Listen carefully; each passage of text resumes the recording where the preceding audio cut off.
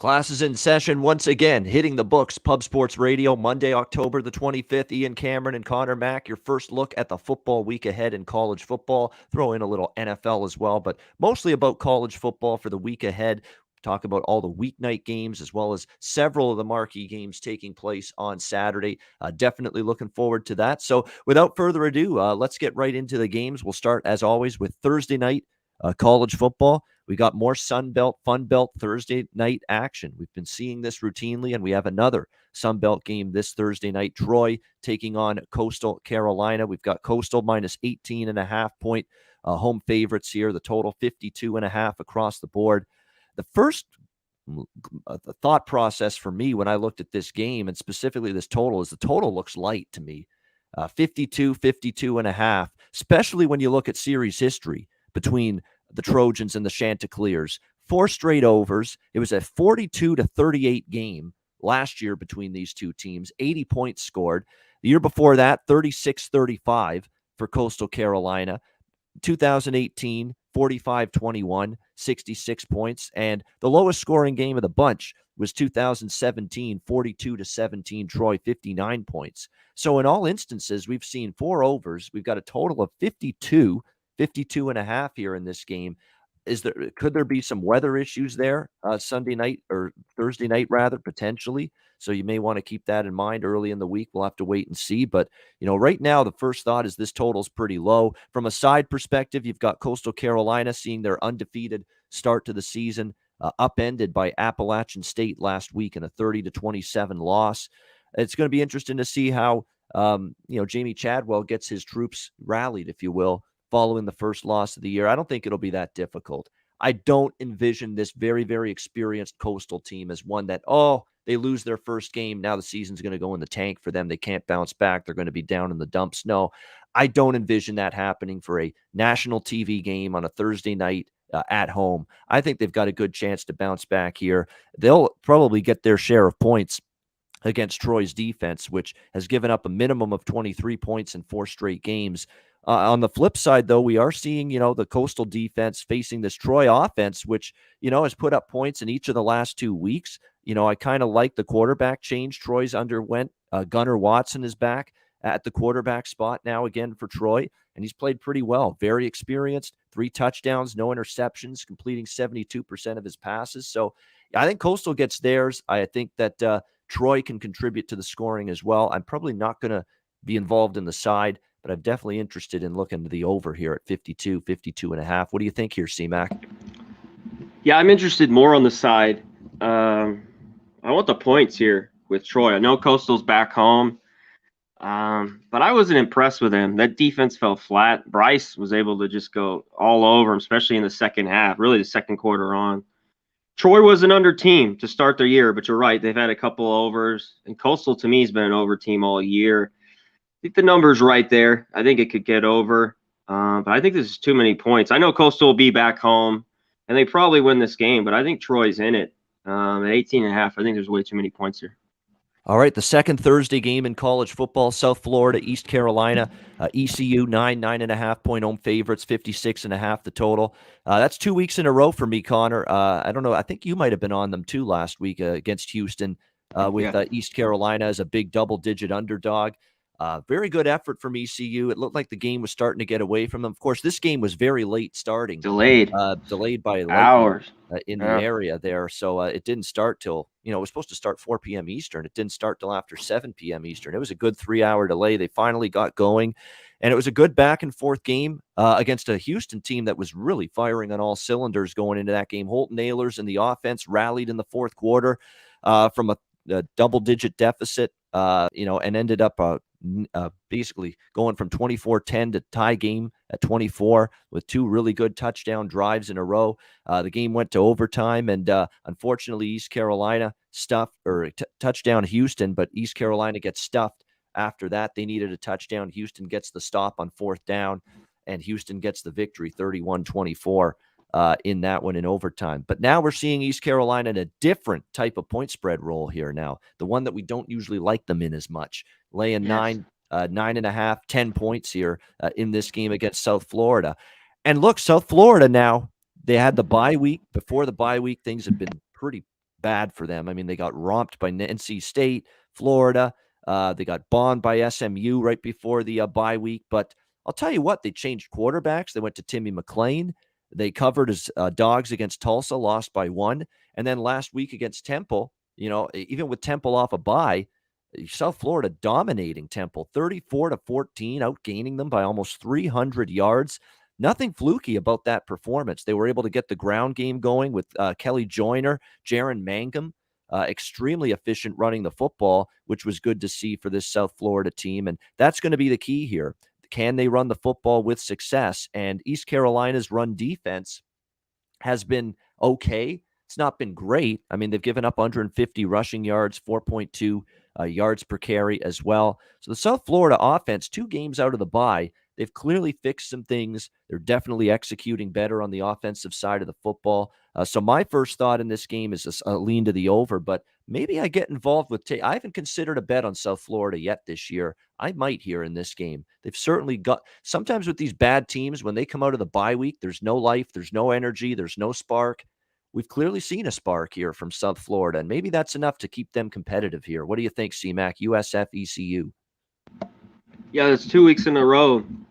I stayed off South Florida. God, I just didn't want them as small favorites against Temple. And then the week before, it was one of my last games I didn't take against Tulsa. I liked them with the points, and they lose by 1. I'd be on South Florida, the points here. I love East Carolina. Catching points, small favorite. This has already moved to 9.5. It opened right around 6.5. It might even move a little bit more. I think it stops right about here, maybe 10.5. But I went the points. I think South Florida can stay with them. Ever since the quarterback change like you talked about, they've been able to move the ball. Defense looked pretty good. I mean, against Temple, obviously, not an unreal team, but 34-14 win. I know they got to go to East Carolina. Yeah, I'd only lean with the points and nothing on the total. I think you could get there. I think the number's about right there at 57. All right, we go to Thursday night NFL football. This could be one of the best games of Week 8 in the NFL, let alone one of the better Thursday night games this season. Green Bay Packers, Arizona Cardinals, 6-1 versus 7-0. Doesn't get much better than that. Arizona, 3.5-point home favorites, 52.5 the total in this one. Now, there's going to be this crowd of people out there that I know are going to buy into, it's Green Bay and it's Aaron Rodgers as an underdog. How do we pass up betting that here going into this game against Arizona? I'm not only passing it up, I'm on the other side. I'll tell you that right now. I will be laying the points here with Arizona. We need to factor in something with Green Bay. This reminds me of a couple of years ago when Green Bay got off to that incredible start. What was it? They were, I think, something like 5-1, 6-1, like they are right now. And I thought they weren't as good as their record indicated, that there were things that I was watching, and I've seen Green Bay play a lot this year. And I watched that Washington game a lot yesterday. I don't think there's any toes or left on either of the 2 feet for the Washington football team because they shot them all yesterday with mistakes, with miscues. Oh, that was horrible. With horrible red zone execution, with Taylor Heineke doing inexplicable shit, passing up what was a clear touchdown on one drive that ended up in no points for Washington. And then the week before that, against a Chicago team that we just saw get annihilated by Tom Brady and the Tampa Bay Buccaneers, Green Bay needs to punch in a touchdown with like 5 minutes to go just to extend the lead into point spread covering range. That was a 3-point game prior to that late touchdown by Green Bay. I'm still not overly enamored with this team defensively. They give up big plays. They give up yardage, and they should have given up a ton of points to Washington yesterday. But Washington was so bad with their end zone, red zone execution that it was just beyond bad. And look, Arizona's not going to screw up like that, like what Washington has been able to do. And you look now at this Arizona offense, and actually you look at what Green Bay's faced so far. Washington's offense has been inconsistent. Chicago's offense has been non-existent. They played Pittsburgh. They played Detroit. I mean, they have played a bunch of offenses that have nothing close to what they're about to see here from Kyler Murray and this Arizona Cardinals balanced attack. What can't they do on offense right now, Arizona? They can run the football with James Conor, who had a great day on Sunday in the win against Houston.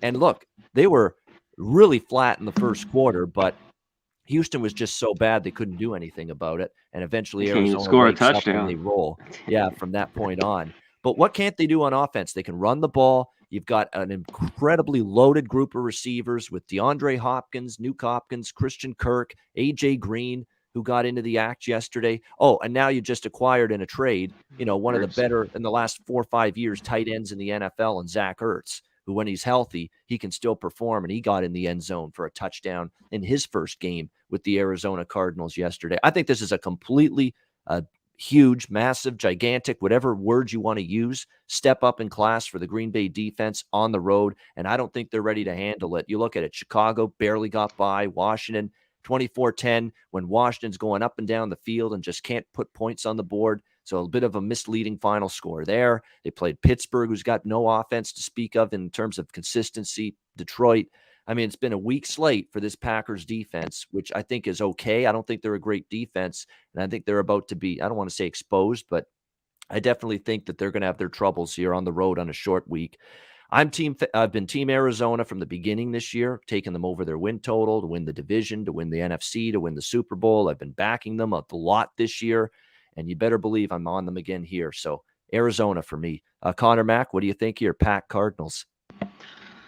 Yeah, right now I'm on nothing on this game. I'm not big on Thursday Night Football, as you know, but I think this is a huge game. I mean, obviously, it's probably the best Thursday night game we might have all year. The Cardinals have been great, and, not only their offense, because I think Murray, throughout the year, it's been a problem in the past, and it scares me towards the end of the year. He gets banged up, and they don't play as well as they do now. This has been their best year so far, undefeated. I think it's the defense. I think it's J.J. Watt. I think it's J.J. Watt. It's all those DBs. Man, they played great. I mean, 5 points. They held the Browns to 14. They probably shouldn't even got that. 49ers to 10. The Rams to 20. And that was kind of late. So I think it's the defense for the Cardinals that's the key. It's 3 in the hook. I get it. Packers haven't impressed me either. I mean, their defense, I got to give a little to them. I mean, Washington shot themselves in the foot, but they bend but didn't break when it got down there. But they haven't impressed me with those wins. It's been workmanlike. They've got the covers the last few. Difficult one. When you always give me more than the field goal with Aaron Rodgers, I got to think. I know you mentioned that in the early. I did it versus the 49ers. And obviously this is going to be a huge game on a short week. Man, I think the defenses are bigger in this game. So I lean under a little bit, and right now Green Bay a little bit. But I've been enamored with Arizona as well. They've been unreal. Kyler Murray in that offense. But I think the defense is the key, and it could be the key for them to win Thursday night. Yeah, it's going to be it should be a great game. I'm looking forward to it. Like the best wins for Green Bay are Cincinnati. They could have easily lost that game. They've escaped in overtime in that one. And then the San Francisco win, the 49ers, have not been good. They're now 2-4 after losing to the Colts last night, and they've been banged up all year.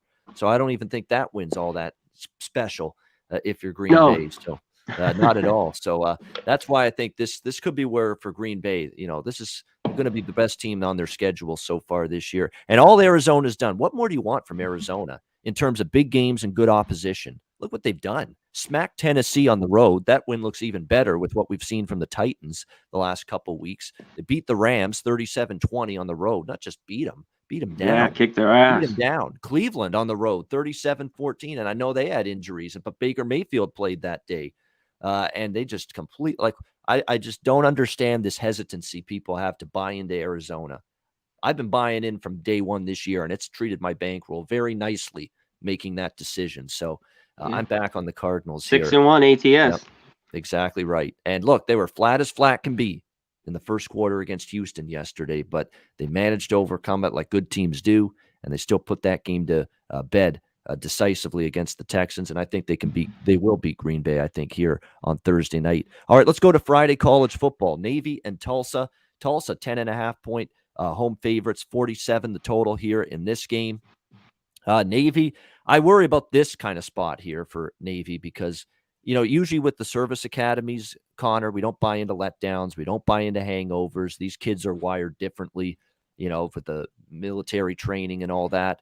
But still, I mean, you're playing Cincinnati. We know how big a game that was on their schedule, and to give it their all, and they only lose by 7, 27-20. Now, granted, they had an onside kick recovery. They made things interesting at the end, but still, that was a very, very impressive effort from Navy. They actually outgained Cincy by 36 yards in the game. Their defense hung in there against Desmond Ridder.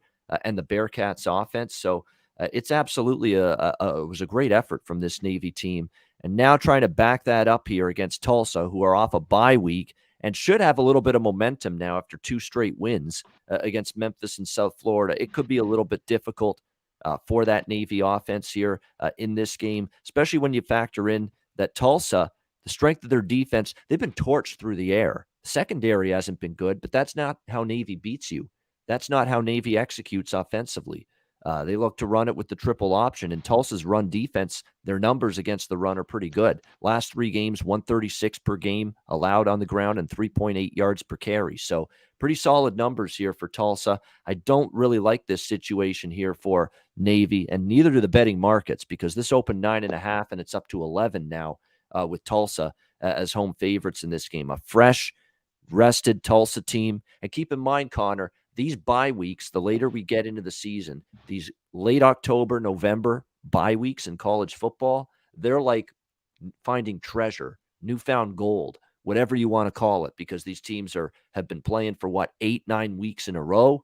They're tired, they're worn down, injuries are mounting. And when you can find these teams that have played for 8-9 weeks in a row, they have their bye week, and then they come out of their bye week. It's amazing the difference in just execution, the difference in how fresh they are. They get some injured bodies back on both sides of the football. That can help. So I usually like to make a case to back teams when they're coming off a bye week in the second half of the season, like Tulsa is here.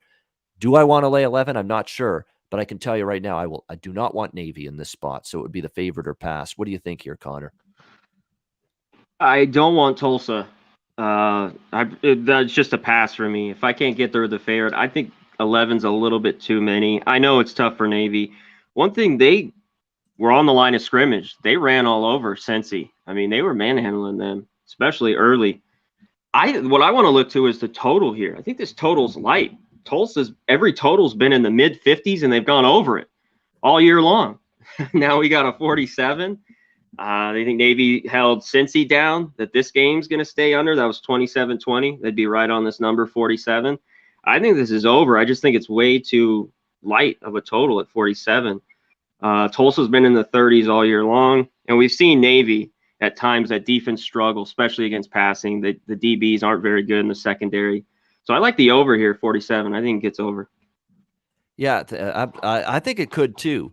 What I would do, though, is I'd take a little first half over, because there's been a couple of these Navy games, the Memphis game, the SMU game, where it was high scoring in the first half, and then it's like it slows down to a crawl third quarter, fourth quarter. And I've been victimized by betting a couple Navy games over the total against SMU and Memphis, where it just dies in the fourth quarter. So you may look to first half or split it up, kind of like what I've done in baseball with first 5 innings and full game. Maybe do that if you like the over in this game, first half, full game split, because I've seen some Navy overs go to die, unfortunately, Connor, in the fourth quarter. But 47, those were probably like 55s, right? True. 54. Yep. So, I mean, a touchdown less, but yeah, I get what you're saying. All right, battle for the Fremont Cannon on Friday. Usually we have this game on rivalry weekend, like late November. Last game of the regular season, usually these two teams play each other, but we're doing it here late in October, a little bit earlier. UNLV and Nevada. We've got Nevada 20.5-point home favorites, 58.5 being the total in this game.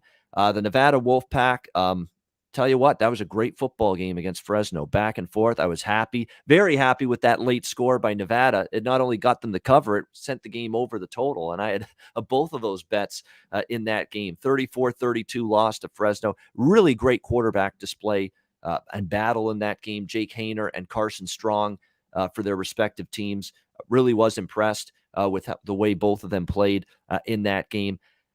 I don't see, like, that was a big game on the schedule for Nevada. Obviously very disappointed that they fall short. I don't see this as a flat spot or hangover spot or letdown spot. It's a rival, right? You're playing UNLV. This is definitely something that Nevada should be fired up to play. The question is, can you lay 20.5 with them in this game against a Rebels team that, you know, they have been covering numbers. They are 6-2 against the spread in their last 8 games. In fact, this year they're 5-2 against the spread in their 7 games, even though they're 0-7 straight up, even though they have not won a game. This team is just, they are allergic to finding a way to win. Simple as that. And we saw that on clear display last week against San Jose State. Some of the shit you're seeing with this team, with the lead, it really is boggles the mind with what you saw from them, especially in the fourth quarter when they entered the fourth quarter with the lead against the Spartans and could not hang on, and they end up losing 27-20.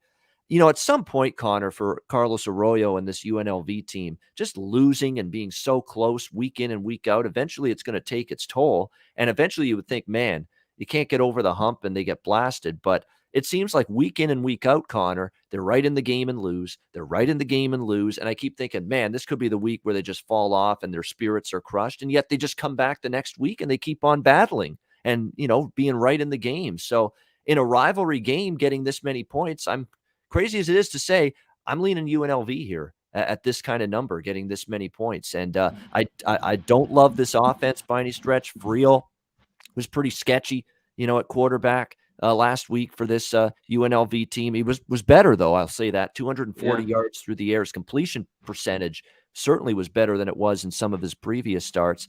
The Nevada team, you look at them, their defense this year, you can run on them a little bit.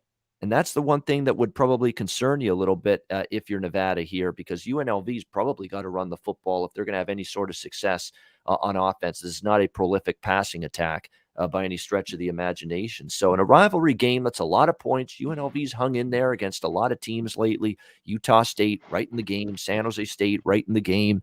UTSA, a great UTSA team right in the game. The Fresno game right in there from start to finish. So this many points that you're being offered, it's hard not to look at the road underdog in this game. What do you like here, CMAC, UNLV, Nevada?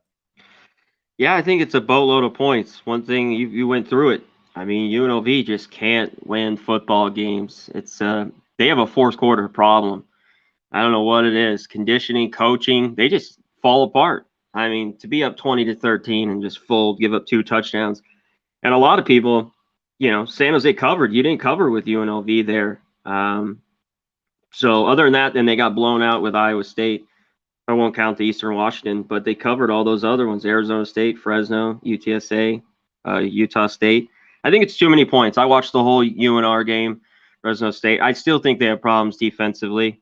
I mean, that was a 38-30 game with Fresno and UNLV. I think it's just too many here. You're right. A blowout seems for UNLV just around the corner. These kids are just we keep losing right at the end. But I think they got to be up for this, for the cannon here. Big rivalry. It's just too many points. I'll grab it with UNLV. They lose again, but I think they cover.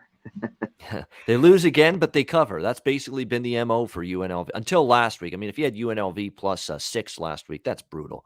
I mean, they're pretty much leading most of the game, and they end up losing by 7 against San Jose State. So that was a tough one if you were on the Rebels there. In that game. All right, let's turn our attention to Saturday now, college football. A lot of marquee games on Saturday. We start in the Big Ten. It's Iowa and Wisconsin. Wisconsin, 3.5 point home favorites, 36.5 the total in this one. Wow, that's a low total, but you understand why it's low with these two teams. These are two of the best defenses going. Both teams can stop the run, and both teams prefer to be running teams and run the football. So where do the points come from? We got Iowa wants to run the football. Wisconsin wants to run the football. And both of these teams against the run, you only have Iowa giving up 89 rushing yards, 2.7 yards per carry. Wisconsin, 53 rushing yards, 1.9 yards per carry. So just outstanding numbers against the run. And you just got a question now. Which quarterback do you trust more, Graham Mertz or Spencer Petras? It's hard to trust either one, but you got to trust one, if you're going to back either of these teams in this game. I think from a situational standpoint, this is a better spot for Iowa, clearly. They're off a bye week following the loss to Purdue. Is Iowa the type of team that, we lost our first game of the year, things are going to fall apart for us? No, I can't see that. I can't envision the kids are thinking, wow, we lost our first game, our season's over. No, the division is still right there for this team. There's still very much a pathway for Iowa to be in the Big Ten championship game this year. And even for Wisconsin, there's still an outside possibility. But for Iowa, certainly, there's still a possibility of that. So I think after the bye week, get yourself, healthy a little bit, shake off the doldrums of a disappointing loss to Purdue. bounce back here and play well. I'm definitely leaning Iowa. I'll tell you that right now. If I'm betting this game at +3, +3.5, it's Iowa for me. I like off the bye week. I trust this coaching staff here with the extra time. And again, Wisconsin, I know they covered as, road chalk against Purdue last week, and it was the first time they did in a very long time in terms of, being able to trust this team laying points. But still, I think with this Iowa team having the extra time to game plan and get ready for this game, I think it sets up a little bit better here for Iowa in this game. And let's not forget, they've covered each of the last two meetings against Wisconsin. It was a 2-point game back in 2019, and then Iowa beat them 28-7 last year. And Iowa, outgained Wisconsin 338 to 225. I'm definitely leaning Hawkeyes here, and I'm seeing 3.5 starting to pop up right now on this game. I think a lot of people are starting to fall in love with Wisconsin again, especially with how impressive they were against Purdue last week. But to me, I'd be looking at Iowa here off the bye if I'm betting it. What do you think, Conor? Yeah, I think Wisconsin just owned Purdue, and then them coming off that big win. We knew they played a great game, but I think they were more of the team that got beat there. Maybe not 30-13, should have been a little closer, but too many points. The total's 36. This is a field goal game, or Iowa. I think they're the better football team. Paul Chryst, this guy, offensive guy, no way. I mean, they don't do anything for me offensively. I think Iowa's the better football team off the bye, off the loss. I think it's tight and it's close. Damn, the total's low, though. It might not get there in this one. This could be real low scoring. So with 3 in the hook, I'd only lean Iowa. Wait, Paul Chryst's track record as home favorites here at in Madison here, just brutal. Just keep in mind, the win and cover last week was at Purdue. He's actually not been a bad road favorite. Wisconsin actually hasn't been a bad road favorite in the Paul Chryst era. The home favorite role, you want evidence? I'll give you evidence. 14-point home favorites against Army, win by 6. 2-point home favorites against Michigan, lose 38-17. 5.5-point home favorites against Penn State. They lose that game outright 16-10. You want to go back to last year? Sure. Minnesota, 10.5-point home favorites. They win that game by 3 in overtime. I could go on. I love it. They've just been absolutely dreadful as home favorites here in Madison, Wisconsin, here at Camp Randall. Just brutal track record as home favorites. So it's Iowa pass for me. And even if Wisconsin's up by 10 or so, he'll find his way of running it 3 and out and getting Iowa back in the game, because that's how bad I think his play calling is. Yeah, the kind of play calling that, and like I say, this Iowa team got humbled a little bit against Purdue. I don't see that as well. That the wheels are going to fall off for Iowa because they lost that first game. Still got a defense back strong. Yeah, with a much better effort here on Saturday. We stay in the Big Ten. Michigan and Michigan State. This is the best and biggest Michigan State game in years. Battle of 2 undefeated teams. Battle of 2 teams that have covered the numbers for their backers all season long as well. We've got Michigan, 4.5-point road favorites here, 51.5 the total in this game. I'm leaning to the Spartans here, and I understand that there is a strength of schedule advantage for Michigan. They have played the tougher schedule, and at this time of year, strength of schedule is something the betting markets notice. And when you look at Michigan, they've played Wisconsin already, they've played Washington. They've played some pretty solid teams on their resume, whereas you look at Michigan State, they've played, Miami, who have been underwhelming. And what's their next best team on their schedule? Nebraska, maybe. So I understand that. There's no doubt Michigan's had a little bit of a tougher schedule than Michigan State. But the way I look at this game, Michigan's offense is prevalent on running the football. And that's not a knock toward Cade McNamara, who's been a pretty good quarterback this year for this Michigan team.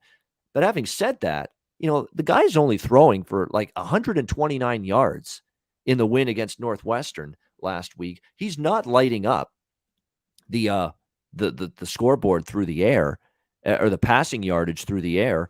Michigan's only averaging 189 passing yards per game. They attempt to throw the football 23 times a game. They attempt to run the football double that, 46 times per game. So all this nonsense you hear over the last couple of years that Jim Harbaugh is going to try to open up the offense and throw it more. It's BS every year. BS. Simple as that. It's just the same old Michigan. They're going to run the football, and that's simple as that. That they're going to run the football a lot more than they throw it. Well, Michigan State against the run this year, they're giving up 120 rushing yards and 3.3 yards per carry this year. And in the last 3 games, even better, 105 on the game per game on the ground, 3.2 yards per carry allowed. So Michigan State's run defense maybe can hold Blake Corum and Hassan Haskins in this dual running back set for Michigan in check a little bit. And when you look at Michigan State, sometimes if you're a one-dimensional offense, you're going to struggle because Michigan does have a very good defense. We've seen that this year. They have a good defense as well. But Michigan State's got balance in this offense. Their numbers are 202 rushing yards on the ground, and it's going to be a challenge for them to run against Michigan as well. No doubt, because Michigan's run defense has been just as good as Michigan State's. But they can also have the throwing component as well, more than I think McNamara has it for Michigan. Peyton Thorne is throwing the football at a decent clip, and they've got more balance because their numbers, rush attempts, pass attempts per game, are closer together for Michigan State than they are for Michigan. So there's a little bit more balance in the offense for Michigan State. Peyton Thorne's been solid at the quarterback spot. And I think in this game, in a good battle between two teams, I think people are still not quite believing in Michigan State because they were so hideous last year in Mel Tucker's first season when he had no time, to get the team prepared because he got hired late. Basically the offseason schedule and regimen was thrown out of whack because of COVID-19 last year. And all of a sudden, we see with Mel Tucker with a full offseason, with a spring camp and an August camp this year, and look at the difference in this Michigan State team. They look like a terrific team. I think people are still slow to the party, if you will, late arriving to the party, if you will, that Michigan State's a pretty good football team. I'm not saying they win the game, but if you're going to offer me 4.5 with them as home underdogs in a close game, let's not forget Michigan had a close call with Nebraska on the road. The Rutgers game, Rutgers hung in there, and they had to hang on at the end and win by 7. I think we've got a competitive down-to-the-wire game, and I'm leaning to the points here with Michigan State. And I also like the under in this game because I think both defenses match up pretty well. And again, I don't think Michigan is going to be able to run the football with all that great amount of effectiveness against that run deep, the Spartans. So I envision a lower scoring, tight game here. So I lean dog, I lean under in this game. C-Mac, what do you think? That's what I looked at here. I like the under, and I'd be on the home dog. I would just stack the box, Michigan State. I'd make McNamara beat me. I mean, like you said, I don't think he's done anything. Every week he gets by, which just enough. What he's got to do, he throws for about 150 yards. He hasn't been pressured yet. Really, I think too bad. So I'd make him beat him. So I'd stack the box. I think Michigan State at home, he'll be crazy. Game, it's more than the field goal. I'd take the points, and yeah, I lean under. I think it's a defensive game. All right, should be a good one. Looking forward to that on Saturday. Louisville and NC State now. Next up, we've got NC State 6.5, 7-point home favorites, 58.5 being the total in this game. Very, very disappointing for NC State on Saturday against Miami.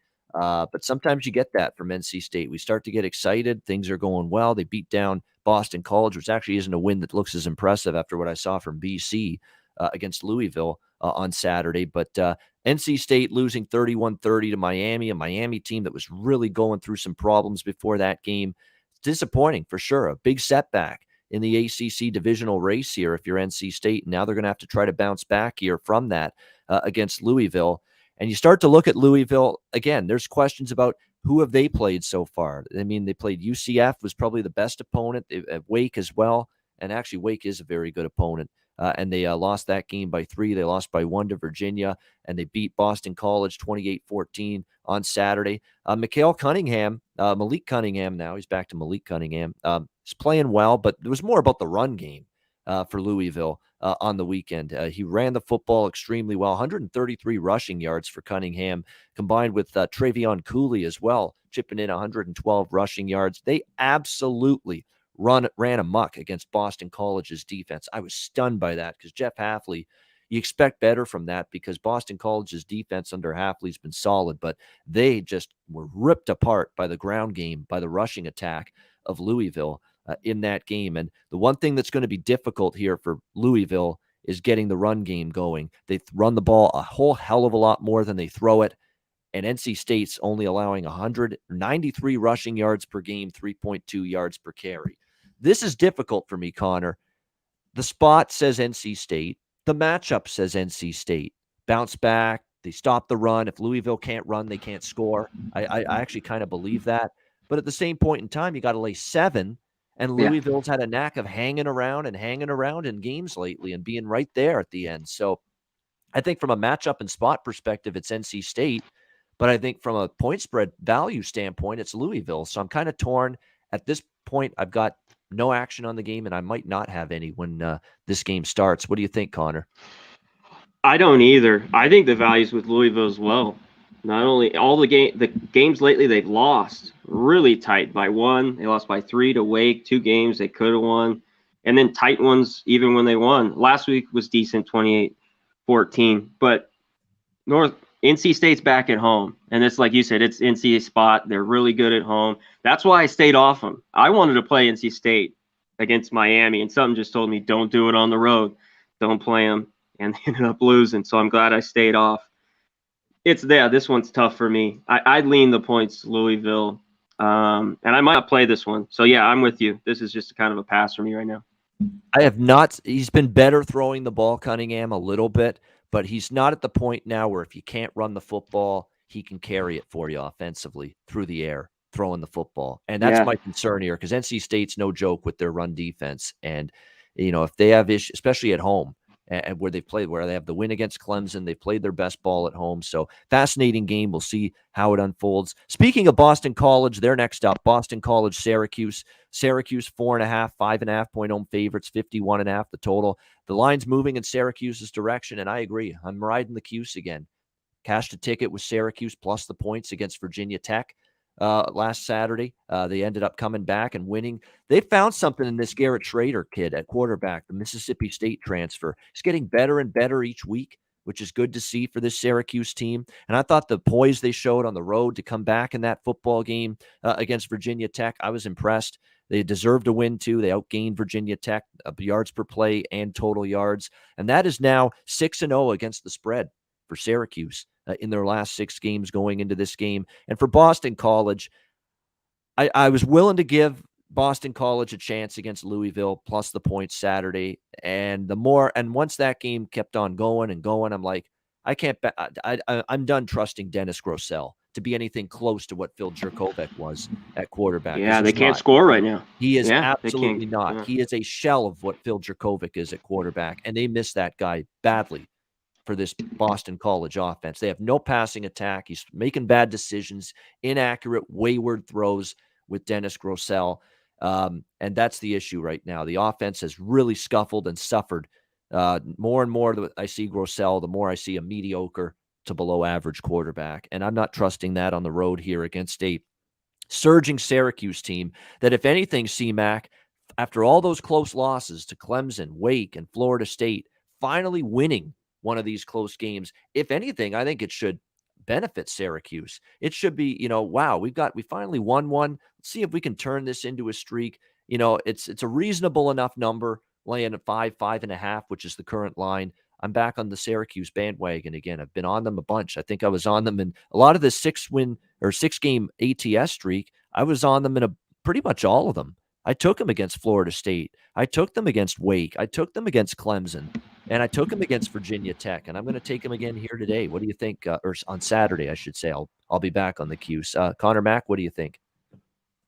Only problem is, for me, a little bit in this game, all those were catching points. Yes. Now they're laying it, and they're laying more than a field goal. It opened at 3. I know Boston College. They still have a pretty solid defense.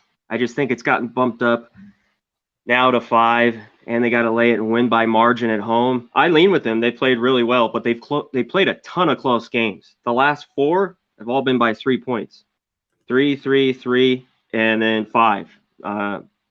The last game against Tech. So can they win and win by margin? I don't know. I wouldn't be running right now to bet them. So I'd be leery. Yeah, BC's just have a tough time scoring without Jurkovec in there at QB. With Grossman, he can't get him in the end zone. So yeah, I'm probably going to stay off. I love Syracuse, and that's one I got to stick to on some of these college teams where I'm catching points. They're a play for me. When they start laying numbers like this, maybe it's a good time to maybe lay off. All right, we've got Iowa State and West Virginia now next up.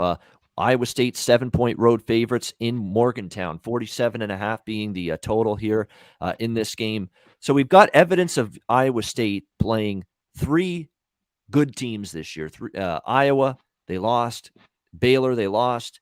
And they just barely win against Oklahoma State last weekend, but don't cover. 0-3 against the spread in those games. It's just a team that I think, like, Iowa State's had a great run with Matt Campbell. And for the most part during that span, the value's been to back them from a point spread standpoint. It's not been the case this year, though, with Iowa State. They've not been the great point spread team. They haven't been terrible either, but so far they enter this game, 3-4 against the spread in their 7 games coming into this one. Now they're laying a full touchdown here on the road. And look, we don't get everything right on this show or with every bet. And I will admit when that's the case, but I had a pretty good read that West Virginia out of the bye week and a head coach in Neil Brown. And I said this on Saturday, and I even last month, talking about West Virginia TCU, that Neil Brown with extra time to prepare, they get the offense going. His offenses have done well off of a bye week. And sure enough, they do well once again on the road at TCU, 29-17. It was one of the best games of the year for that West Virginia offense. Letty Brown gets going, running the football for 111 yards. Jared Dagey, I should say, 21 of 28, 257 yards through the air, 21 of 28. Very good completion percentage there for him off the bye week. There's Neil Brown, an offensive-minded head coach. Good game plan. They played well on offense, and just another bad game too for that TCU defense, which has been such a disappointment this year all season long. And now they come back home. They face this Iowa State team that, look, time and time again, it's an offense that's efficient. It's economical. You know, they run the football a lot. They chew up the clock a lot. It's not necessarily built to win games by margin on the road here against a West Virginia team that, look, maybe use that bye week to get themselves to hit the reset button, recharge the batteries, because look, they were limping going into the bye week. The Oklahoma loss, the Texas Tech loss, they got bombed by Baylor. But boy, off the bye week, all of a sudden, sometimes you got to look for teams in these spots, Connor, where they use the bye week, and out of that first game out of the bye week, if you see that they step up and they play well, a team that struggles going into the bye week like West Virginia, you see in the first game out of the bye week that they step up and play well. That's sometimes an indicator that you can back that team and maybe try to ride them moving forward. So I'm definitely leaning to the home dog here in West Virginia. Connor, what do you think here? Yeah, I just wish I would have took West Virginia flat money line against TCU this week. I thought they just beat them, and they did pretty soundly. This is where I want West Virginia at home. You talked about Iowa State, now another touchdown favorite on the road. I think they're a solid football team, but it's not easy to go into Morgantown and win. They went to Oklahoma, lost by 3, and then that shitty loss to Texas Tech by 3. And they go on the road, lose to Baylor. They get the bye week, beat up TCU. I'd only be on the points with them. I'm going to wait. I don't know if it gets higher. I'd like a little more than a touchdown. West Virginia, I still don't trust their offense. I think it's low scoring. 47.5. This one could stay under here as well. All right, next up, Miami and Pitt. We've got Pitt 10.5 point home favorite, 62 being the total here in this game. Pittsburgh, I said, don't buy into Clemson as an underdog. We got to take Clemson last week against Pitt. I said Pitt's better. This is finally where the offensive shortcomings are going to show up for Clemson. And finally, Clemson's defense showed some cracks. I mean, Kenny Pickett was marvelous, I thought, in that game. And just to see this guy having an outstanding year for Pitt, it's kind of been a run-of-the-mill quarterback, most of his career here at Pitt. But I said, if he's going to have that big-time year, it's this year. He's in the Heisman conversation now. Everywhere you look, they've got Kenny Pickett at least in the conversation now when it comes to the Heisman Trophy. He's played that well because, look, they haven't had a run game, Pittsburgh, consistently all year. A lot of this offense has been through the air and the passing game through the arm of Kenny Pickett, and he has been up to the task pretty much every single week here for Pittsburgh. But now, of course, you've got Pittsburgh off one of their biggest home wins in years, beating Clemson. Obviously, Kenny Pickett said, this is what I came back. It was one of the opponents I came back for after the game, after the win. He said that. So, now can you maintain that focus here off that huge win against Clemson and be able to get the job done now, laying double digits at home against Miami is a question mark. Certainly situationally, it's hard not to lean to Miami here, getting the number in this game.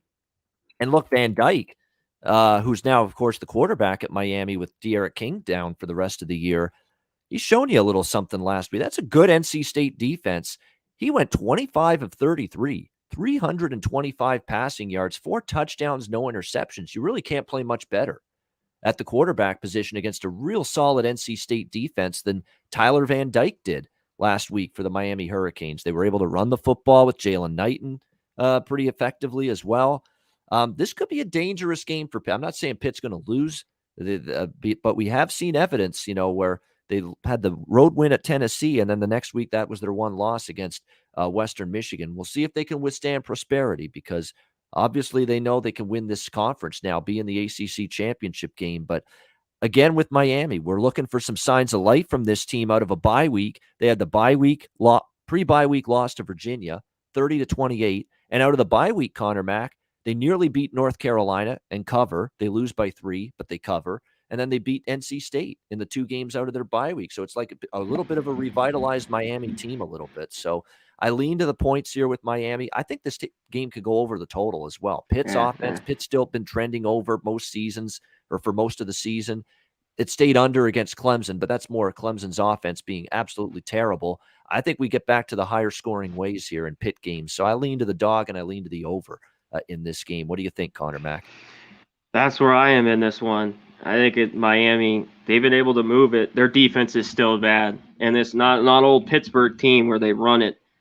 This is Pickett just throwing it, and Miami still has a horrible secondary. I think they get thrown on here, but I think Miami can hang around. I think it goes over as well. You talked about a 2-point loss of Virginia, 3-point loss, and then the win. I think it's too many. They're sitting, fat and happy. Pittsburgh now laying 10 points. I know they're at home.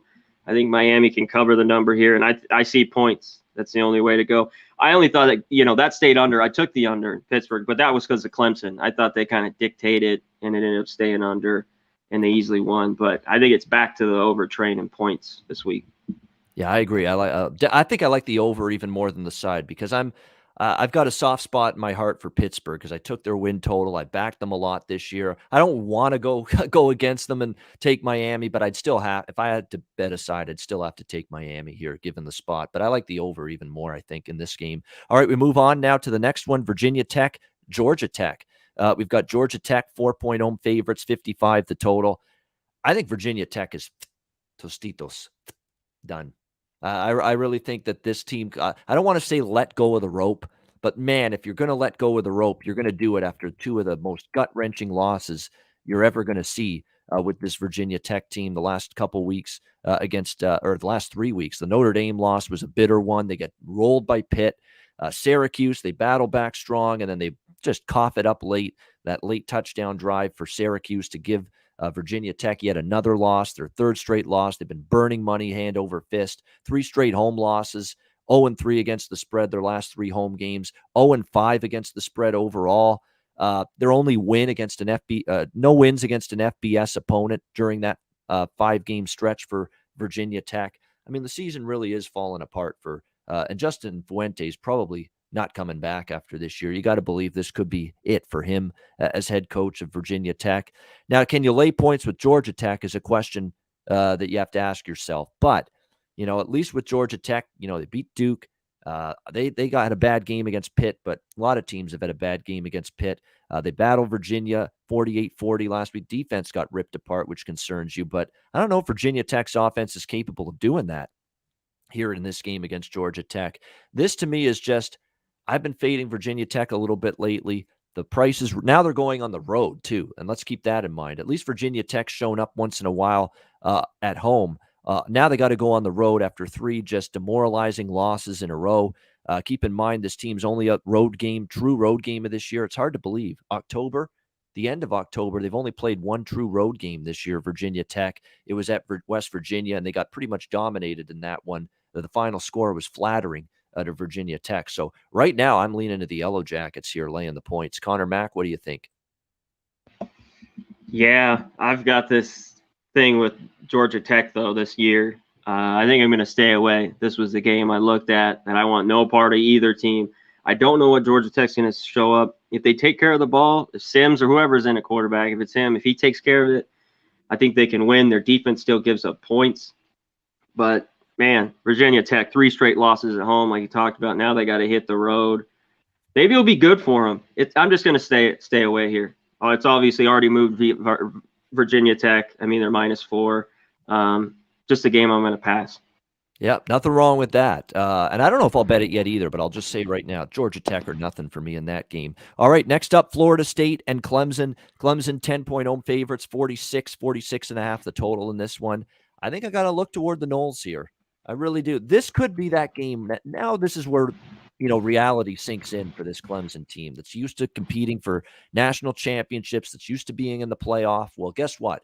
Both of those things are out the window for you now. You're not going to be a championship team. You're not going to be a playoff team. You've lost now 2 games this year. You worry about now what you're going to, and they still haven't covered a damn point spread this year. That's another thing we have to mention. Now 0-7 against the spread this year, the Clemson Tigers. And if you look at Florida State going into this game, they had the bye week after the North Carolina win outright as underdogs, 35-25. They beat Syracuse before that, 33-30. And then they come out of their bye week, I think, potential flat spot against UMass before the big Clemson game, and they just lay an absolute woodshed beatdown on UMass, 59-3, dominant. And look, they've settled on Jordan Travis. He's been solid at the quarterback spot. They've gotten their run game going, led by Jashawn Corbin in recent games. Clemson's defense, finally, couldn't bail out their inept, struggling offense. And DJ Uiagalelei gets benched late in that game by Dabo Swinney as well. So you got who's going to be the quarterback? Do they go back to DJU? Do they turn to Tyson Fomachan instead at the quarterback spot, who had only 58% completions last week for Clemson? I don't know. Either way, this team is a hazard laying double digits. And just based on that alone, I'm on FSU here. What do you think, Conor, Mac? Yeah, I've been on Florida State. The last few weeks they've been playing a lot better. I didn't take them to UMass, but they just waxed them. But I took them the few weeks before. It's North Carolina. Too many points. I'll take them here. They're on the up a little bit, playing better. Clemson's they're like flatline. That this offense is just horrible. And I'm going to go right back to it. The only reason it went over by a point was because it went to OT, I think, the NC State game. Every Clemson game, under. And I'm going to go right back to it, under 46 here. Be careful of looking at series history. And I know it's been ugly the last 3 years for Florida State against Clemson. Gotten whipped. Yeah, 45-14, 59-10, 31-14. But this is clearly not that same Clemson team. And that's why I'm willing. And look, Florida State's putting it together the last 3 weeks. They've played better. So I'm willing to take them here, getting the double digits in this game. And again, you're talking about a team that's over against the spread, Clemson. They got to show me they can cover a number, or otherwise I'm going to keep betting against them, which I've been doing during this run. All right, next up, we have the Bronco Bowl, as in Bronco Mendenhall, Virginia and BYU here. We've got BYU 2.5 point home favorites, 63 being the total in this game. Of course, we're talking about Bronco Mendenhall, the head coach of Virginia, going back to face the team that he was the head coach for a very long time in Provo for BYU before getting the Virginia job. Virginia, 4-0 straight up, 4-0 against the spread. Their last 4 games. Their defense is still kind of bad, other than shutting out Duke, which looks like an anomaly. They gave up 28, 33, and 40 in the other games, but their offense is just magnificent with Brennan Armstrong. This guy deserves more talk and attention and accolades than he's been getting. He's been magnificent for this Virginia team. 23 touchdowns already this year, 64% completions, 23 touchdowns. They've only played 8 games. Virginia, 23 passing touchdowns for Brennan Armstrong. He's been absolutely outstanding, especially considering Virginia has not been able to run the football with any degree of consistency. Although they've started to get a little bit more of a ground game the last few weeks. They were very one-dimensional early in the season. BYU on the flip side, look, I'm worried about BYU a little bit. They lost to Boise. They lost to Baylor. And then against Washington State, where their coaching staff gets wiped out, dismissed by COVID-19 refusals to get that vaccine, and things couldn't have set up any better for BYU in that game. And they were lethargic. The offense was, very erratic, and they barely escaped the Palouse there with a 21-19 win over the weekend. I think I don't want to say wrong team favored here, but I'm going to look to Virginia here, and I don't want to make a big deal of win one for the Gipper. I don't think that's the only reason you bet Virginia here is that they want to win for Bronco against his former team, but this is just a Virginia team that's really starting to peak, and a BYU team is starting to show some cracks. I'm liking Virginia here as a slight underdog. What do you think here, Conor Mack? Yeah, I lean Virginia a little bit. BYU's kind of been slipping. It's not enough points, though, for me to pull the trigger. And the total's high enough. I mean, I lean that there's points in this game, but I still go back. They've won, like you talked about, 4 straight, Virginia. But I still go back to that horrible game against North Carolina where that defense gave up 59 points and scares the shit out of me that they're going to go in there and give up a ton. I know their defense seems to play better. If they keep it in the 30s, their defense, I think they're right in this game. Just not enough points for me to play either side, so it's a pass for me. All right, next up, we've got the very good one here. UCLA at Utah in the Pac-12. Utah 6.5-point home favorite, 60.5 the total in this game. I did bet Utah already, but the number is getting to the point now where I'd maybe back off if you haven't bet it already. I took it at 5. It's up to 6.5. It's still actually under 7, so I'd still think it's worth a bet, but if it gets much higher than that, I wouldn't. That's a really stinging loss for UCLA against Oregon. They had a fast start, a strong start, and then it was just all Oregon from about the midway point of the second quarter on in that game against UCLA last week. And now that's a couple of times now. UCLA has been asked to step up in class, against Arizona State and Oregon in Pac-12 play, and they've not been able to do it. And now they got to go on the road to Salt Lake City against Utah. Utah, obviously a little bit of a step backward. But I think Oregon State is still a dangerous team. And I don't say, wow, what's the matter with Utah losing at Oregon State? I don't think people realize how much improved the Beavers are this year. The Utah defense, definitely a little bit suspect. We've seen them give up some points. This could be an over here because all of a sudden you're also seeing UCLA's defense look a little bit suspect as well. Check the weather. You're talking about Utah in late October, but 60.5, I think we could see points. And this is now not your average Utah offense either. It is much more explosive. It's got more of a dynamic downfield passing threat now with Cam Rising. So I could see this being an over. Below a touchdown, I'll lean Utah because we know how good they are at home. We know what they did the last time they played at home. They beat up Arizona State in the second half. I lean below a touchdown. I'd lean Utah, lean over the total as well. What do you think, Conor Mack? Yeah, it's starting to get up there. I mean, now it's 6.5. I like Utah. I like him at home. We talked about it. I had to stay off the game. I couldn't take Utah. Oregon State ended up winning. That game went over as well. The Beavers are pretty good this year up there. I don't know. UCLA and Salt Lake City. I got to have more points. I need over a touchdown to maybe take them. And I look over. One thing, Utah's defense isn't that good. With Rising in now at quarterback, they've been able to score it. But this hasn't been an unreal stout Utah defense as in years past. So this could get up and over the total, but it is at 60. Yeah, I agree with you there, especially UCLA's defense hasn't been anything to write home about either. Louisiana Tech and Old Dominion next up. Louisiana Tech, 6-point road favorites, 53 the total in this one.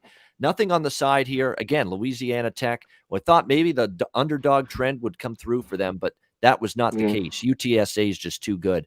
45-16, they wipe out Louisiana Tech in that game.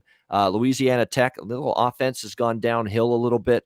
I think they can bounce back here, though, against Old Dominion. Old Dominion's got a wretched defense. I think Austin Kendall and the Louisiana Tech offense gets back on track here in this game. And on the flip side, Old Dominion, offensively, I think they can do enough here to contribute to the scoring because we've certainly seen Louisiana Tech at times defensively have some struggles this year. They gave up 42, remember, earlier in the year to Southeast Louisiana FCS teams. So I think this total is pretty low. It's a bit of a bargain, in my opinion, based on where they've priced it. So 52.5, I like the over here. La Tech, Old Dominion. What do you like here, C-Mac?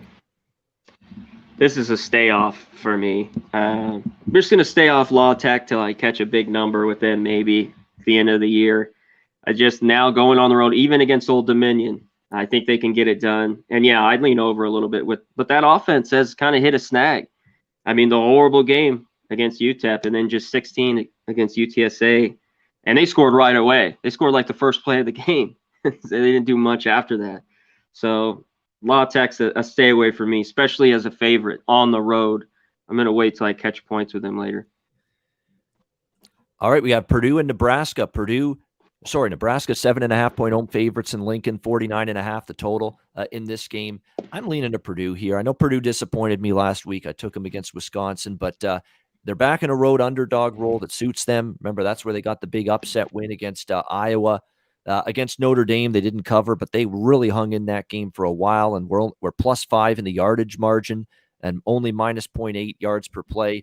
Rough going for the quarterbacks and the offense last week. Aiden O'Connell, 3 interceptions against that Wisconsin defense. I think that Purdue offense can have a little bit of a bounce back. Let's not forget they went on the road, and Aiden O'Connell, for as much as he struggled against Wisconsin last week, and we talked about it, Wisconsin just owns Purdue.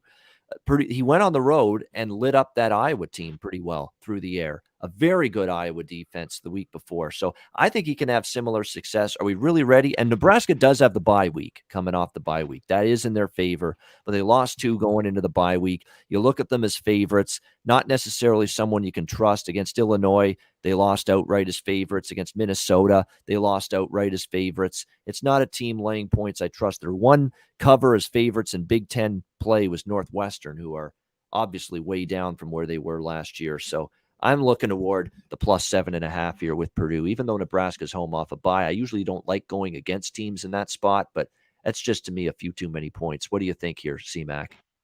Yeah, this is a lean for me with the points with Purdue. Nebraska's off the bye. They've been pretty good all year, but we talked about that was them catching points or maybe a small favorite. They're back. They're a touchdown favorite here, again at home. So I lean Purdue. It's got hit, but even at 50, it's under. It's under nothing. There's no way I'm going to go over. Purdue's got a really good defense.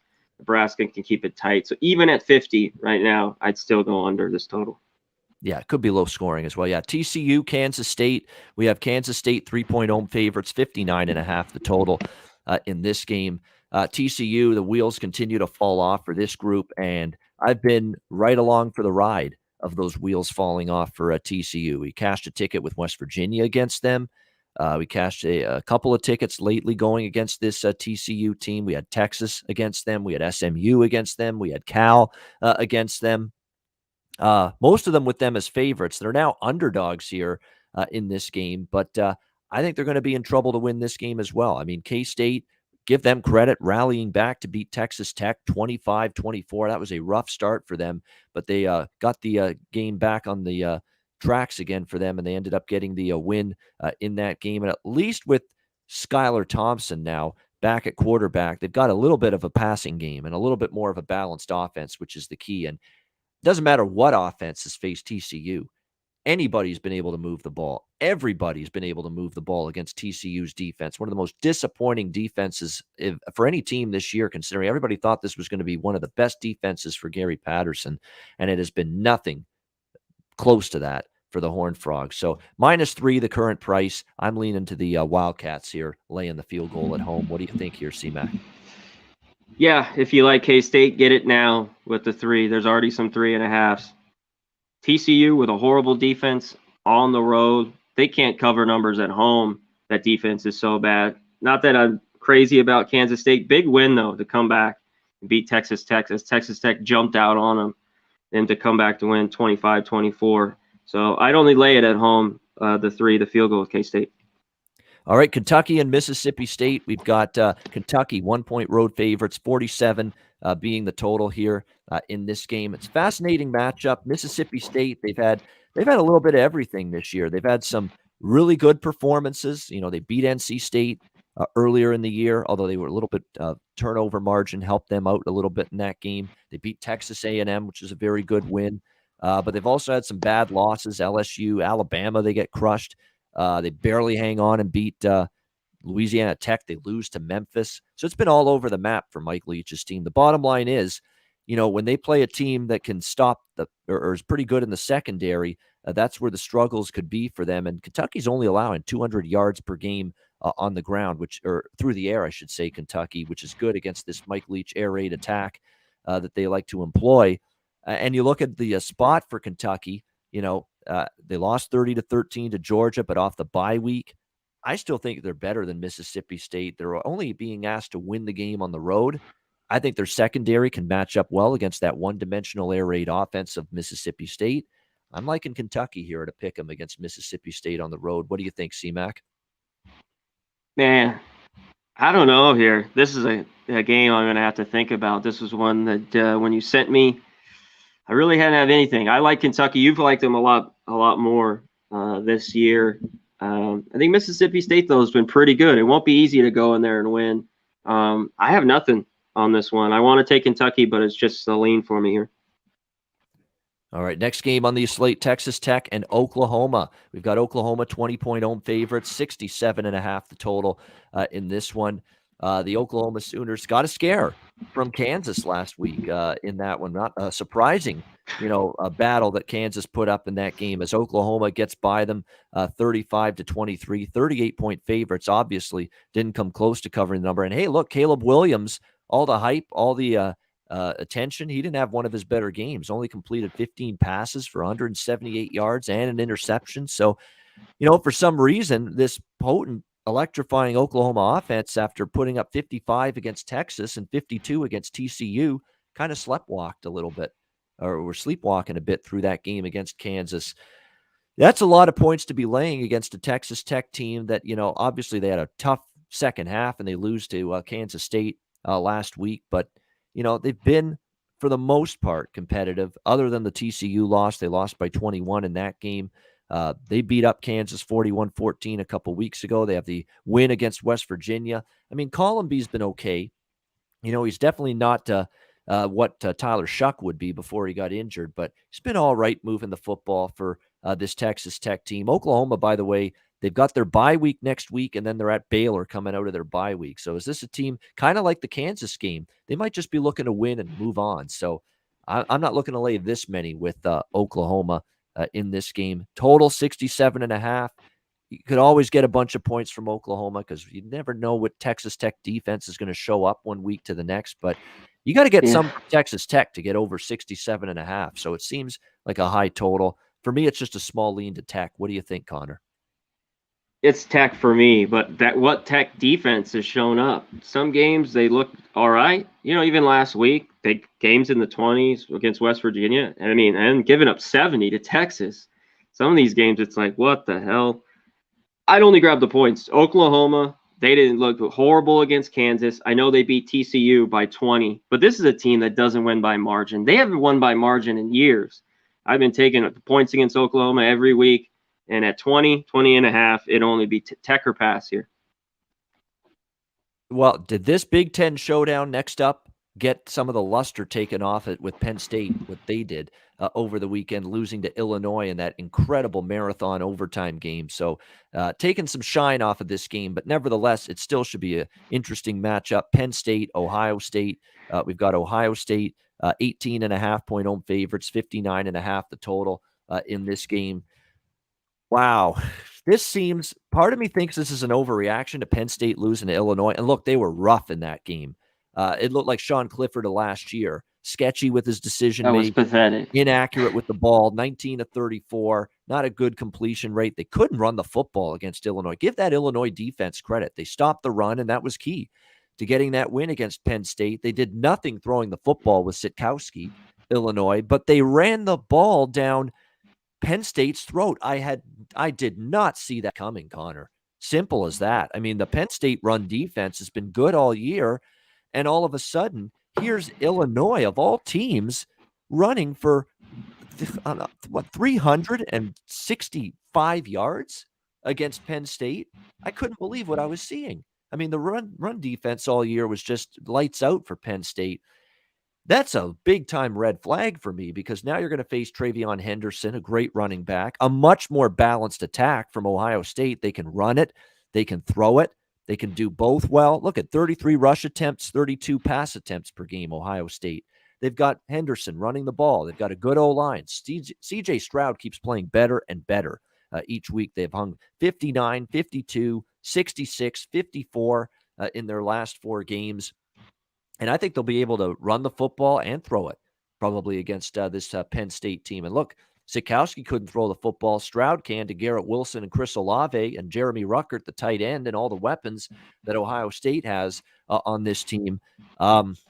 It feels like it's a lot of points, and I don't know if I want to step in front of the freight train that is Ohio State right now, but it feels like nobody wants Penn State at all after losing to Illinois.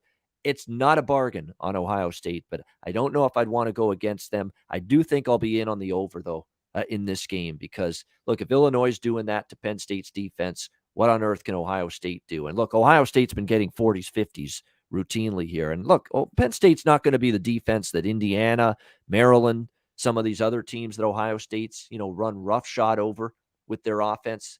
Not that same defense, Penn State. It is a better defense than any of those teams, but I still don't think they're going to do the best of job shutting down this Buckeyes offense the way they've got it rolling right now. So I'm interested in the over here in this game, especially if the weather's not too bad on Saturday night in Columbus. What do you think here, C-Mac?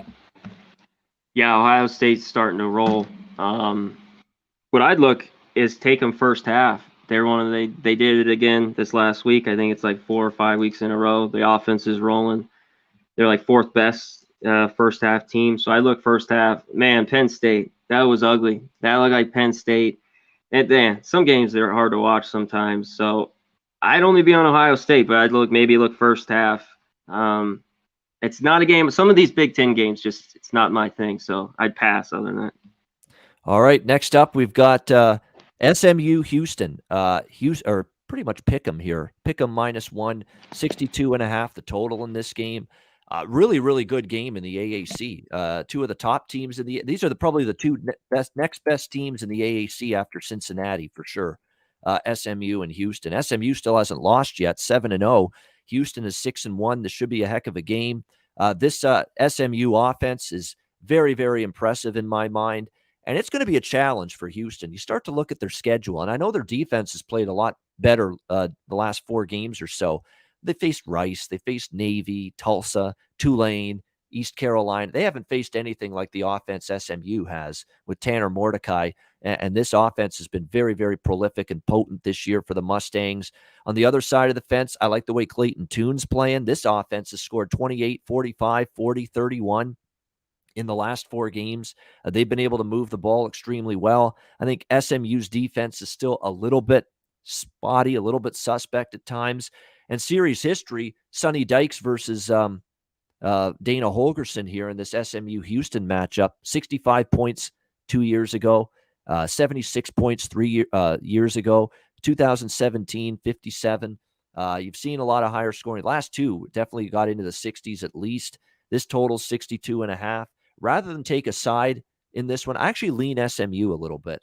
In this game, I don't think the Mustangs are the type of explosive offense the likes of which Houston has faced a lot of this year. I think this is going to be a challenge for them. I'd lean SMU, but even more than that, I think I like the game to go over 62.5 here with SMU Houston. What do you think here, C-Mac?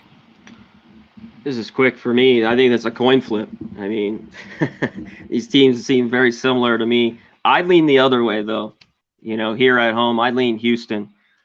Just because they're at home, you're getting them -1 or a pick 'em. And I think they could get it done. So I'd lean Houston. All right, there you go. Good stuff. Leaning toward Houston in this one. Next up, Texas and Baylor. We've got Baylor 2.5, 3-point home favorites, 62 the total in this game. Should be interesting to see how this one goes. Obviously, it's a great matchup on paper.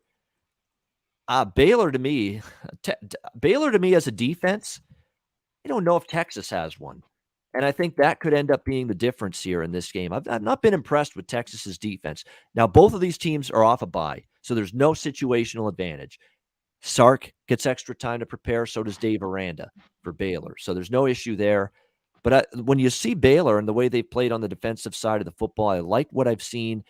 The offense was the area you'd be worried about early in the year, but I keep seeing extreme growth in Jerry Bohannon at quarterback for Baylor. Abram Smith, Tristan Ebner, among others, that are having a success running the football as well. And when you look at Texas, they've had some real shoddy defensive performances their last 4 games. They've given up points. And when you look at the defensive numbers of these two teams, Baylor's got the better yards per game numbers, the better yards per play numbers. They're better at stopping the run than Texas. They give up fewer yards in the passing game than Texas. At a short line like this, where we're only asking Baylor pretty much to win the game with the better defense in my mind, I'm leaning Baylor here in this in-state battle. What do you think here, Conor? Texas, Baylor? Yeah, you hit it. This team has the better defense. I mean, they're laying less than 3, 2.5. It's Baylor. I've been impressed with some of their wins all year. They beat down West Virginia, BYU before the break. I mean, really only one bad game against Oklahoma State. It was at Oklahoma State. They lost by 10, and that loss doesn't look that bad. So I've seen a ton of Texas, all these games with them. They don't have a very good defense, and Baylor's been able to move it of the ball all year long. This is Baylor for me, -2.5. All right, Ole Miss and Auburn. What a great SEC game this is on paper. Auburn 2.5-point home favorite, 66.5 the total in this game. And the money's come in on Auburn in this game. People starting to Bo Nix has been much better this year. We need to give him some sort of credit because his performance in the game before the bye week, and that's another thing I think people like. Auburn's got a bye week, extra time to prepare for Brian Harsin and this Auburn coaching staff going into this game. But I'll tell you what, he's playing better. That 38-23 road win at Arkansas, he was chucking the ball deep, accurately, big play, offense through the air. Nothing we've seen from Bo Nix in the past. So he's playing with a great deal of confidence right now. This is going to be a tough game here for Ole Miss, who bounced back I shouldn't say bounce back, but, just barely beat Tennessee. They were much better last week against LSU, 31-17 win at home. It's a good football game. I understand liking Auburn off the bye week for sure. Pick them up to 2.5. We'll see how this one goes. Very high total in this game, 66. Usually with Mississippi, that's a low total. With Auburn, that's a high total. But look, this offense, and this is the best Bo Nix has looked. So maybe for that reason, we could still see the game go over the total. What do you think, Conor? Ole Miss and Auburn. Damn, the total's high. I mean, I want to take the under. I think Auburn's defense can maybe stop Ole Miss a little bit. Ole Miss defense has been pretty good.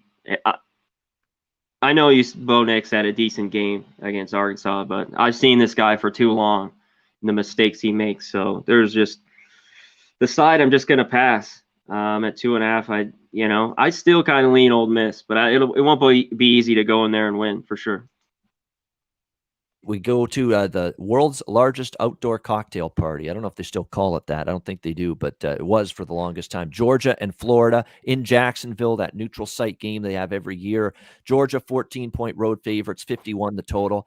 I think this is a sneaky over, if you ask me, this game, Georgia and Florida. I think it can get there. Look, we just saw Florida give up 49 points to LSU, and LSU just got shut down by Ole Miss. I think Florida – and we know Georgia's not, explosive offensively, but they're good offensively, and they can do damage against a defense we don't trust. And I don't trust the Florida defense right now. Simple as that. And look, even for Georgia with Stetson Bennett at quarterback, who's filled in admirably for the injured JT Daniels, look at what they've done. They've scored 56, 40, 62, 37, 34, and 30, this Georgia team. I think they're good for 30 to 35, 38 points in this game. All you need is like 14 from Florida, and you've got a very good chance to go over the total in this game.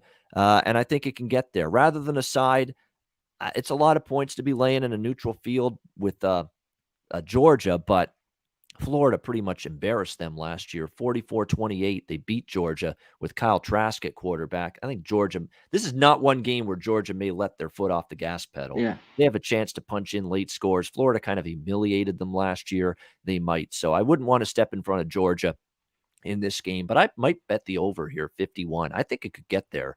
What do you think here, Conor? Man, I think they remember that loss last year, Georgia. And this defense, I don't know how Florida does much. I mean, they get a couple scores, maybe. So it's for me, this is Georgia. I don't know about the total. I wouldn't take the over. I'd only take the under. Until this defense cracks for me, it's only the under. And I'd lay it Georgia first half, full game. One of these games is gonna be tight here. Maybe this is it. I think that they got 5 or 6 weeks left. Their schedule's pretty easy too. So maybe it's here. Yeah, this should be interesting, and you're right. Just because of that loss last year to Florida, this could be a game where Georgia wants to really make a statement. And look, that Florida team, Emory Jones, Anthony Richardson, Dan Mullen's going back and forth, and sometimes when you're going back and forth with two quarterbacks, you have no quarterbacks. And maybe it's starting to look that way here for Florida. We'll see how they fare here. But yeah, in theory, it does seem like maybe you look a first half full game split here on Georgia in this game. All right, 2 games left on the college side. Boise State, Colorado State. Boise State 2.5-point road favorites, 51 the total in this game. Boise State kind of been disappointing this year for the most part, 3-4. Colorado State, they were really starting to play better football. That got derailed. They lose to Utah State 26-24. A lot of mistakes by Colorado State in that game. Bye week for Boise after losing to Air Force the week before, 24-17. I'm actually, for the first time, I haven't backed Boise a lot this year. For the first time, I'm considering looking toward the Boise side in this game. Bye week. They've had some injuries at running back and on defense, and there's a good chance they'll get a lot of those guys back for this game. And we see Boise just a small favorite here. They pretty much just got to win the game on the road off the bye week. I'm leaning to Boise here, less than a field goal on the road. What do you think here, C-Mac? I don't know. Boise's been kind of tricky to me all year long. I think this one's close. I lean the under, but I think the number's kind of right there at 51.5. But I lean under in this one. Yeah, like I said, Boise, I took them against BYU. That was the only time. I don't know if I want to lay the 2.5 here against Colorado State, but I lean that way.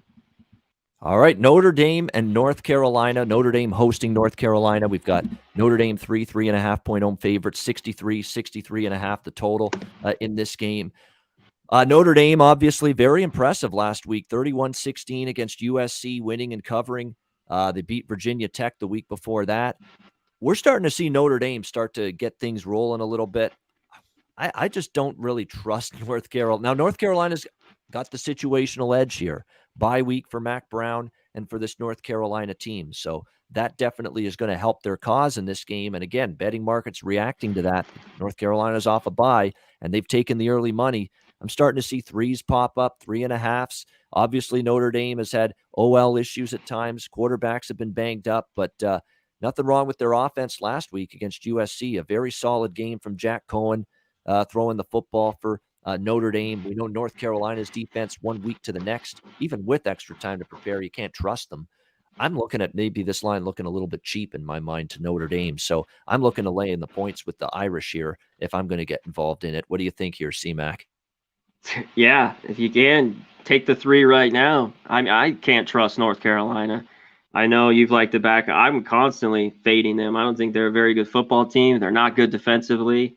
Notre Dame at home. And this is a cheap number. I thought this could have been a little bit higher, the way Notre Dame's played, all year long. So give me the 3 with Notre Dame. I think they cover.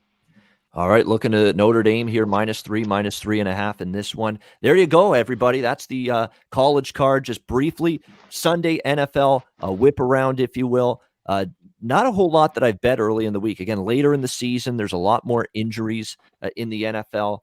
There are a couple spots that I've looked at, though, early in the week here. Tennessee and Indianapolis, an interesting game here. I've already looked toward that game being an over at 49. The Colts are starting to get it going on offense, and they're getting healthier on offense. They might have T.Y. Hilton back for this game, and we see what the Tennessee offense is doing the last couple weeks. I think that's just kind of a game where you see both two teams that are playing some better football lately that just, trade points back and forth. They've both trended to the over the last few games as well. The only reason the Tennessee game didn't go over is because Kansas City, you got nothing from them. I think you could see that game go over, so I bet that one early in the week. The other one that I looked at here early in the week in terms of from a betting standpoint was Denver -3 against Washington. I just don't see Washington traveling for a second straight week against Denver, getting the job done, having a whole lot of success moving the football. They just had no red zone execution whatsoever in that game. So I definitely lean to Denver there. Outside of that, nothing else that I've really looked at here. Philly, Detroit, I'm thinking Detroit, believe it or not, because I'm not trusting Philly laying points on the road. And Detroit's been right there in every single game, to competitive all the way. If they're going to win one, you would think it could come against this Eagles team that's really got a boatload of issues. So that's really all I'm looking at early in the week as of right now for NFL whip around. We'll wait till later in the week till we get a better idea of injuries and other things before we finalize the NFL card. Conor, any thoughts initially for the Sunday NFL slate? 0. None. Sorry to give it to you. I did not look at the NFL. I was all right on the sides, but I got my ass whipped on totals. So I just didn't even look at it. I was still licking the wounds from yesterday. Nothing wrong with that. That's okay. It's especially this the NFL card. I find I'm placing most of my bets later in the week as opposed to earlier in the week. Now we get into the second half of the season. That's what I find with the NFL. I can't give you anything on the game tonight. I'm not involved in it. New Orleans, Seattle. I'm not laying more than a field goal with the Saints on the road. I don't trust Seattle. Why bet it? It's a very, very simple explanation right there. So nothing for me on Monday Night Football. How about you? I think that what you said is kind of exactly what I'd say. Who are you going to get? Out of these two guys? Geno Smith, you going to get good or bad turnovers or good or bad Jameis? I'd only take Seattle. I heard the weather's going to be pretty bad there tonight. A lot of wind, rain. We could see more fumbles and turnovers. I'd only take the 4 with Seattle if I had to. Gun to head, free bet, Seattle. All right, there you go. We will wrap up the show in just a second. Thanks to everybody in the chat for joining us live. Hit the like button if you haven't done so already. We'll wrap up the show in just a second, but first, our messages from our sponsors, Manscaped and Southtown 101.